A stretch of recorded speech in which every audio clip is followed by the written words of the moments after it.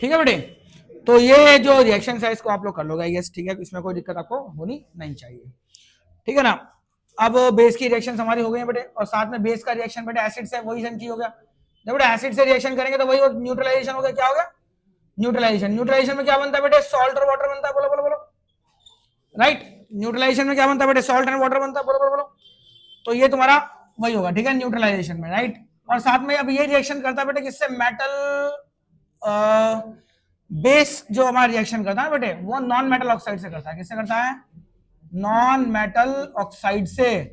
अब बेटे non metal oxide जो होती है ना एक कैसी होती है बेटे, एसिडिक होती है, कैसी होती है, एसिडिक होती है। नॉन मेटल ऑक्साइड्स जो होती हैं they are acidic in nature.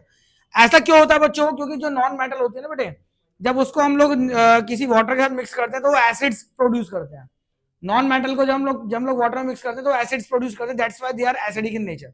जैसे मैंने आपको बताया मेटल ऑक्साइड्स आपकी बेसिक नेचर की होती है, क्यों, क्योंकि जब मेटल ऑक्साइड्स को हम लोग जो है वाटर में मिक्स करते हैं तो वो बेस प्रोड्यूस करते हैं। सिमिलरली जो non metal oxide non metal की ऑक्साइड, समझे, वो जब वाटर में मिक्स करते हैं तो वो एसिड्स प्रोड्यूस करते हैं, जिसकी वजह से क्या होता है, ये एसिड नेचर की होती है, ठीक है बच्चों। तो बेस को जब मैं किसी नॉन मेटल ऑक्साइड से रिएक्शन कराऊंगा, किससे, नॉन मेटल ऑक्साइड, तो इसका मतलब मैं इनडायरेक्टली उसको एसिड से ही तो रिएक्शन करवा रहा हूं। अब एसिड से रिएक्शन करवाऊंगा तो क्या हो गया, न्यूट्रलाइजेशन हो गया, सॉल्ट बन रहा है और साथ में क्या बन रहा है, H2O बन रहा है, ठीक है। तो जैसे मैंने बेस ले लिया, कैल्शियम हाइड्रोक्साइड लिया मैंने, ये मेरा बेस है, राइट। अब इसका रिएक्शन में नॉन मेटल का मतलब कार्बन एक डाइऑक्साइड, नॉन मेटल ऑक्साइड हो गई, बराबर है ना भाई। वही रिएक्शन हो गई तुम्हारी लाइम वाटर वाली, क्या बना देगा, एसिड क्या बन गया, कैल्शियम कार्बोनेट बन गया मेरा एसिड, साथ में क्या बन गया मेरा, वाटर बन गया, राइट। न्यूट्रलाइजेशन हो गया, समझ आ रही बात, ऐसा होता है, ओके। कुछ चीजें मैं तुमको बता दूं कि एसिड्स को जब हम लोग किसी नॉन मेटल से रिएक्शन कराते हैं, सी एसिड को जब हम लोग किसी नॉन मेटल से रिएक्शन कराते हैं, किससे, नॉन मेटल से, तो किसी प्रकार का कोई रिएक्शन नहीं देता, no products will be form, क्यों, क्योंकि बेटे नॉन मेटल जो होते हैं वो इलेक्ट्रॉन एक्सेप्टर्स होते हैं, इलेक्ट्रॉन एक्सेप्टर्स, ठीक है, वो इलेक्ट्रॉन्स को गेन करते हैं। अब जो एसिड है बेचारा, इससे निकल के H+ आएंगे, खुद ही भूखा है, और कोई नॉन मेटल मान लो इसके पास आ गया कि भाई मुझे भी इलेक्ट्रॉन चाहिए, मुझे नहीं पता, ठीक है भाई मेरे पास खुद इलेक्ट्रॉन नहीं है, कहां से दूं, तो इसका मतलब क्या, बात नहीं बन पाती। अब मेटल्स में क्या होता था, मेटल्स इलेक्ट्रॉन डोनेट करते थे किसको, H+ आयन को, तब जाके बात बनती थी, समझे ना, और वो सॉल्ट हमारा बनाया करता था। बट लेकिन क्या नॉन मेटल से रिएक्शन करेंगे तो कुछ नहीं हो पाएगा, क्योंकि नॉन मेटल खुद इलेक्ट्रॉन एक्सेप्टर होता है, एसिड्स को भी इलेक्ट्रॉन चाहिए होते हैं, ठीक है, राइट। जब एक प्रोटॉन इसमें से निकल गया, राइट, H+ आयन निकल गया, तो उसे भी इलेक्ट्रॉन चाहिए, और नॉन मेटल के पास खुद ही जो है कमी इलेक्ट्रॉनों की, वो खुद कहती है भाई मुझे इलेक्ट्रॉन दे दे, तो क्या होगा, कुछ नहीं हो पाएगा, इसका मतलब रिएक्शन नहीं होगा, समझ आई बात, तो नो रिएक्शन, समझ आया बच्चों।